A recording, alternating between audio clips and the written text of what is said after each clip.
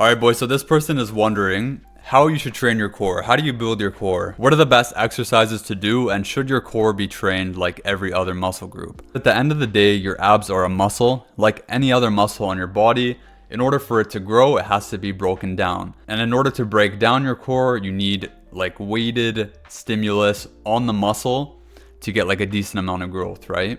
So the best thing that you can do, and the biggest thing that you need to hammer in your mind when it comes to your core, is that your core is built in the gym and revealed in the kitchen through diet, right? An issue a lot of people run into when it comes to their core is they'll diet down and then realize their stomach is very flat, or their core is very, skinny, and it's not like solid muscle there. And that's because they dieted before actually building the muscle that was under the fat. So you want to make sure you're having some sort of weighted stimulus, some kind of weighted exercise in your ab routine that you're doing every other day. And that's gonna help to really break down the muscle and actually help it build, right? And you gotta think of your abs like your forearms or your calves or a muscle like that, right? Like when you work your forearms, they're not gonna like protrude out like this, right? It's more gonna be like a spread out growth, and the muscle's gonna become more dense.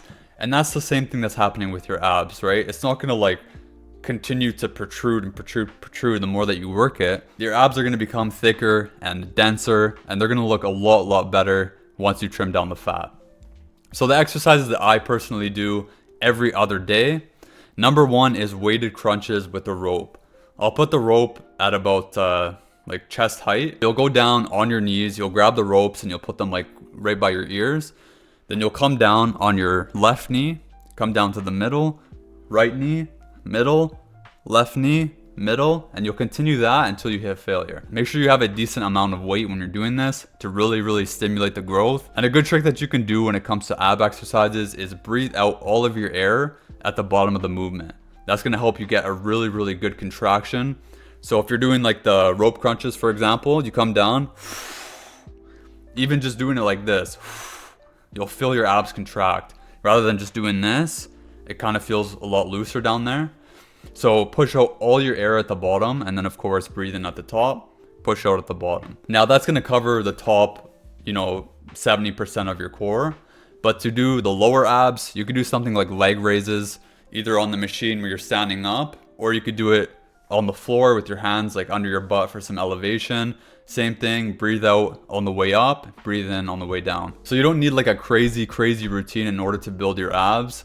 The biggest thing that you need to keep in mind is that your abs are built in the gym, revealed in the kitchen, and you want to have some sort of weighted exercise in your routine. Your abs will take about 24 to 48 hours to fully recover. So a lot of people can get away with doing it every single day. Just kind of gauge how you feel. If you feel like your muscles being overworked and it's a bit too much, do it every other day. The good thing about your abs is you actually start to see progress pretty fast, especially if you're new to doing like weighted exercises and stuff like that. And even if you have like some belly fat, you'll see the abs start to thicken up under your skin. Your stomach will start to feel a bit harder. And so that keeps you motivated and keeps you going. But like I said, every day or every other day, one weighted exercise and then something for your lower abs as well. That'll do the trick. You don't need anything too crazy. If you guys have any questions on this, leave them down in the comments below. I'd be happy to answer. Feel free to leave a like and subscribe if you're new to the channel. I'd really appreciate it. There's going to be a lot more tips and tricks covering everything when it comes to natural bodybuilding, so stick around for that. But for now, guys, we'll see you in the next one.